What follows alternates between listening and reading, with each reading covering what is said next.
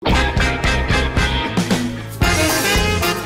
everyone! Welcome po sa channel na to, and for today's video, mag-share po ako ng thoughts regarding or review regarding sa product na nagamit ko, and kung gusto niyo po malaman ko ano yung mga naging experience ko dito, then please do keep on watching. So yung product na yon is itong Charm Ray na salamin.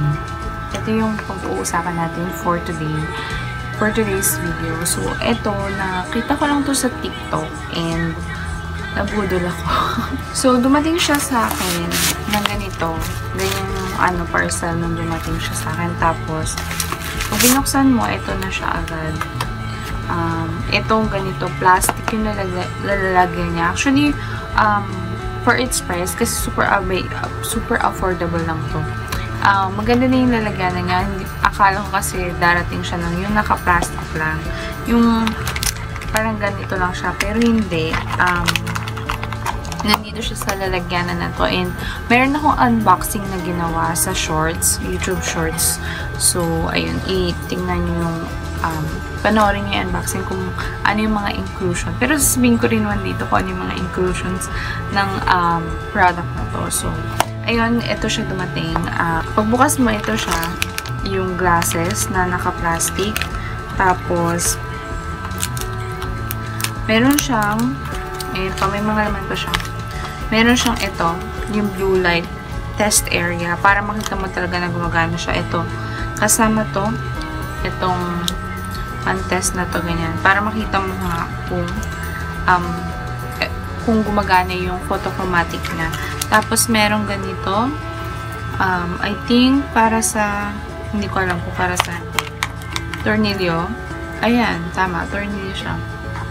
Para kung maluwag-luwag, ma-a-adjust nyo. Ayan, meron siya magkabila. Ang cute, no? May ganito. Kasi talagang lumuluwag yung mga salamin kapag yung lagi mo silang ginagamit. So, ayun, ito pa. Tapos, meron pa siyang kasamang cloth, paninis dun sa lens mo. So, ayun yung laman niya. So, ito, ang syung-syung ako kasi unang order ko, mali ako ng order kasi ang na-order ko is pang-reading glass. Kasi itong pinili ko, pwede siya sa walang grado, pwede yun siyang sa may grado.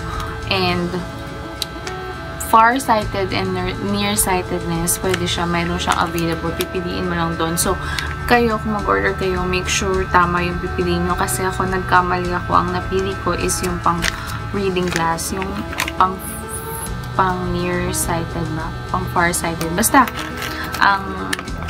hindi ko kasi masyadong nabasa kasi nga nabudol ako. Parang, ay, gusto kong bilhin agad-agad kasi super mura lang. Nakalimutan ko na, pero ilalagay kung magkano yung price. Parang nasa around 180 lang ata siya. Or, basta hindi siya lalagpas ng 200, 180 to 190 ata yung price niya. Basta, ayun. So, ayun. Ang una ko nabili is ito, yung plus 250 kasi ang grado ko is 250. So, hindi ko napansin. Asyong-asyong lang talaga ako. Now, iba pala yung na-click ko kasi pipili ka nung variant. Kung iba sa online shop, pipili ka nung variant, yung color niya. So, ang na-click ko is plus 250. Plus 250. Dapat negative 250 ako kasi ako ay nearsightedness. Pero yun nga yung napili ko. So, mali yung una kong nabili. So, ayun yan. Kaya naka-plastic pa siya kasi hindi ko siya magamit kasi pang siya yung zoom. Zoom yung niya, yung mata niya sa akin. So, dapat kasi yung pang-malayuan yung grado na napili ko. So, nagkamali ako. Kaya, yun. Make sure, double check yung order nyo para hindi kayo magkamali. So, dito sa Charm Ray, may iba-iba. Charm Ray yung pangalan ng shop at saka ng brand ng glasses. Pero, marami siya sa TikTok. Mayroong iba-ibang mga brands ng nagbebenta ng mga ganito. So, ito yung itsura niya nun. Bago pa siya. Papakita ko sa inyo. Ayan yung bago pa siya. Ganyan siya. Yan. Tapos, ito na siya yung worn out na siya.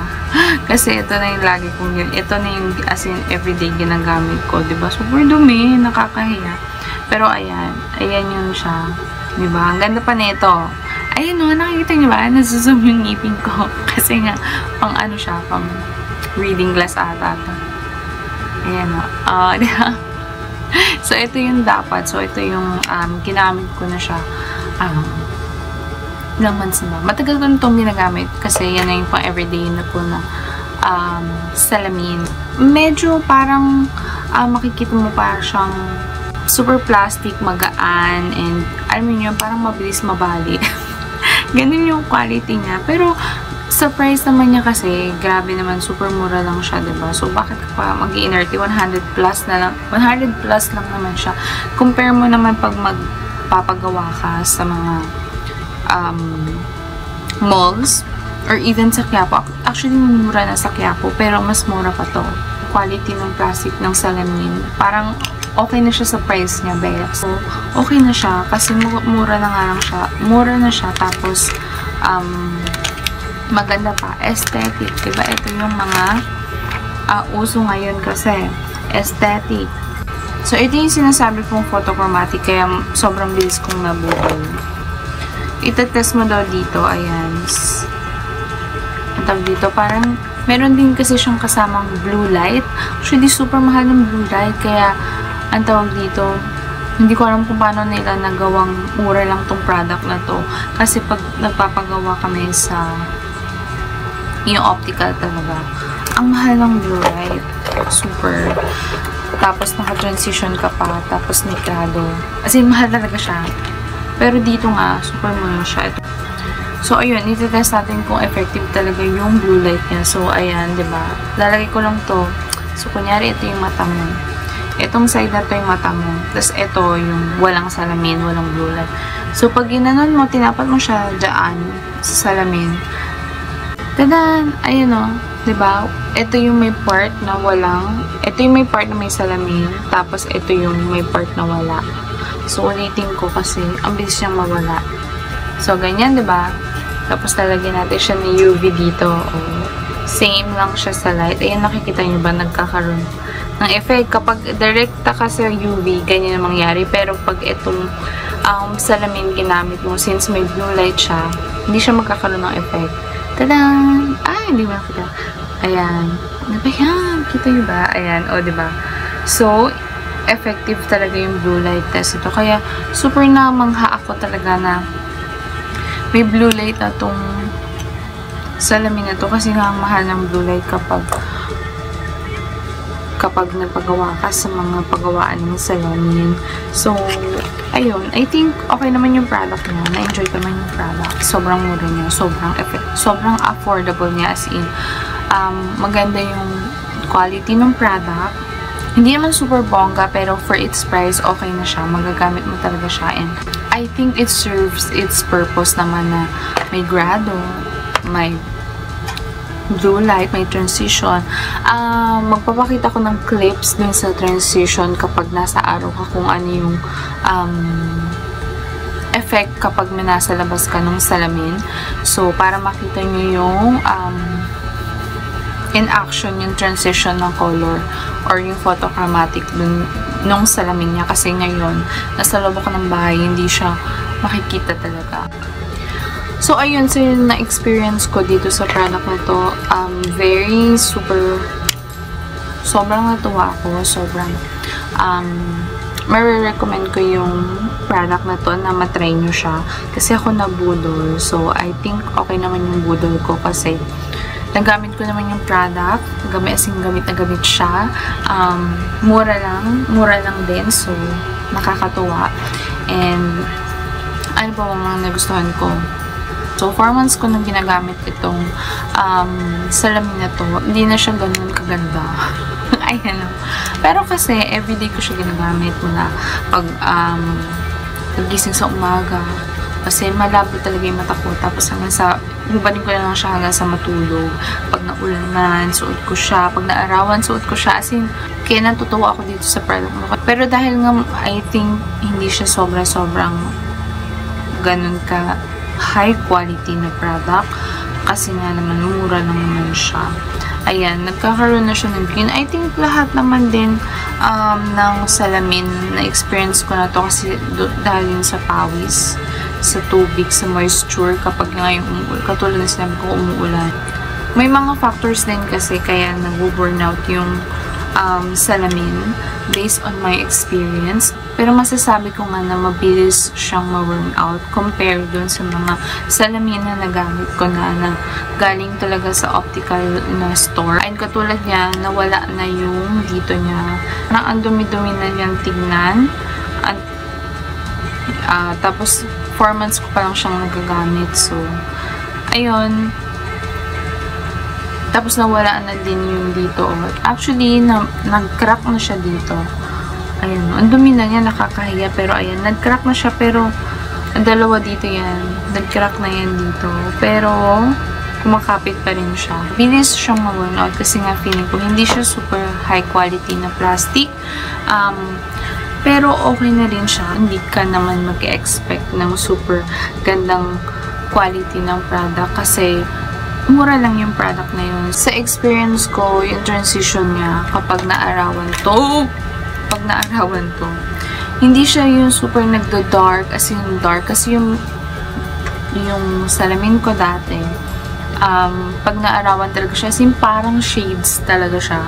Dito, light lang yung yung itim-itim niya. Nakikita pa rin yung mata ko kasi yung before kong salamin. As in, pag sobrang taas ng UV or nung init, dark talaga yung salamin ko kasi parang siyang sunglasses. Ito, hindi. Makikita mo pa rin yung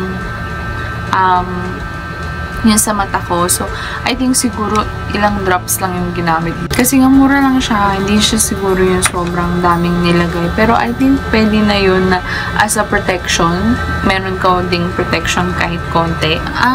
Wala akong na-dislike sa kanya.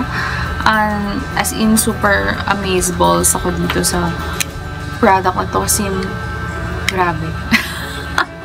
Kasi, hanggang ngayon, ginagamit ko siya hanggat hindi siya nababali or natatanggal. Hanggat kumakapit ito. Itong dalawang yan, kahit madumi siya, ginagamit ko pa rin siya.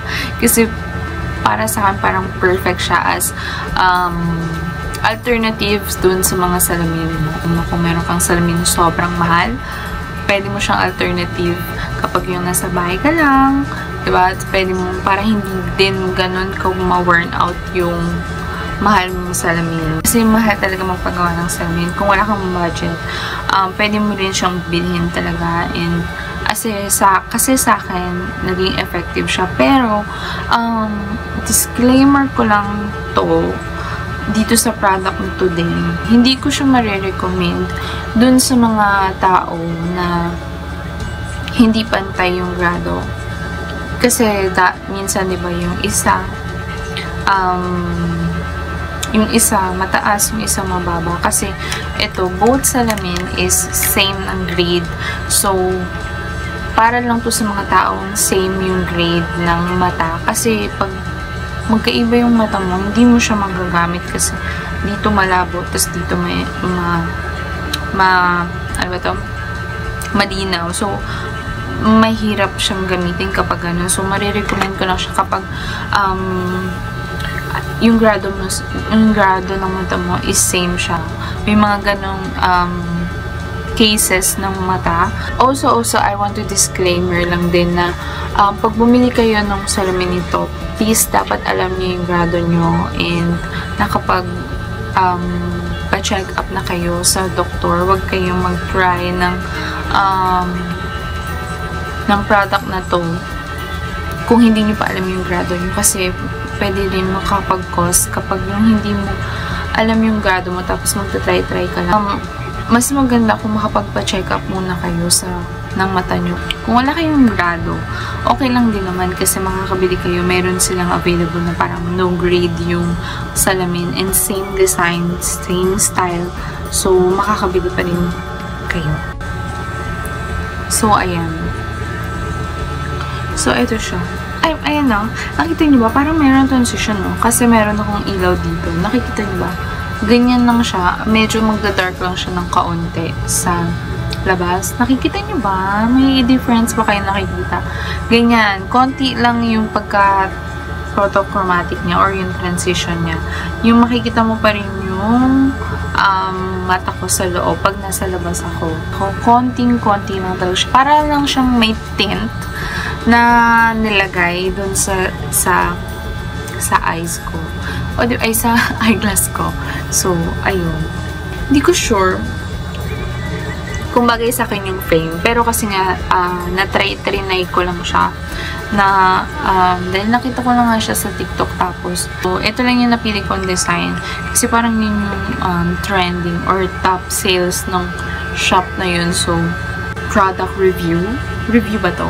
Tagal ko lang hindi nagre-review. So, medyo kalat-kalat yung mga thoughts ko ngayon.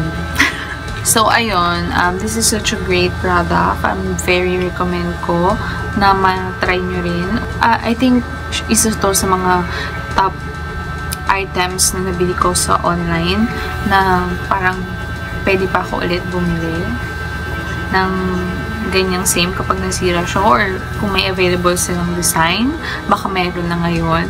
I think that's it. Thank you for watching. See you on my next video. Bye!